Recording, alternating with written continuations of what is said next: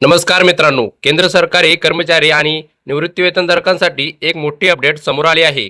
महागाई भत्त्यात डीए किती टक्के वाढ होऊ शकतो याबाबत नवीन आकडेवारी जाहीर झाली आहे.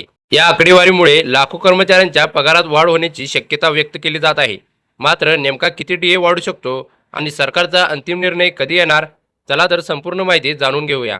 8व्या वेतन आयोगाची प्रतीक्षा सुरूच आहे, पण त्याआधी जुलै महिन्यातील महागाई भत्त्यासंदर्भात डीएची मोठी चर्चा सुरू झाली आहे. महागाईची नवीन आकडेवारी जाहीर झाल्यामुळे या विषयावर चर्चा होत आहे. आता अशी अपेक्षा आहे की यावेळी कर्मचाऱ्यांच्या महागाई भत्त्यात डीए वाढ होऊ शकते. वास्तविक पाहता महागाई भत्ता महागाईच्या आकडेवारीच्या आधारावर ठरवला जातो. मित्रांनो, अनेक कर्मचारी यावेळी डीए मध्ये किती टक्के वाढ होईल याची उत्सुकतेने वाट पाहत आहेत. त्यामुळे प्रत्येक नवीन आकडेवारीवर सर्वांचे लक्ष लागले आहे. कामगार ब्युरोने मे 2026 साठीची नवीनतम अखिल भारतीय ग्राहक किंमत निर्देशांक आकडेवारी प्रसिद्ध केली आहे. एप्रिलमधील 149.9 च्या तुलनेत मे महिन्यात निर्देशांक 150.8 पर्यंत वाढला. मे 2026 साठी वार्षिक चलनवाढीचा दर 150.8 आहे.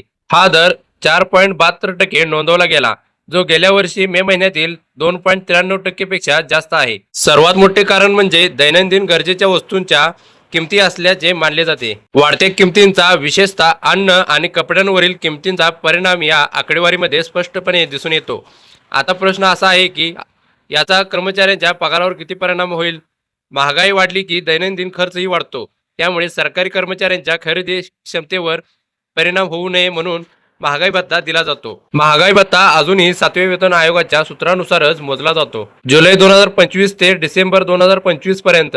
मात्र ही गणना पूर्णपणे अधिकृत सूत्रांवर आधारित असली तरी अंतिम निर्णय घेण्याचा अधिकार केंद्र सरकारकडेच असतो. AICPI निर्देशांक 146.5 वरून 148.2 पर्यंत वाढला. जानेवारी 2026 ते मे 2026 च्या दरम्यान ते 148.6 वरून 150.8 पर्यंत वाढले.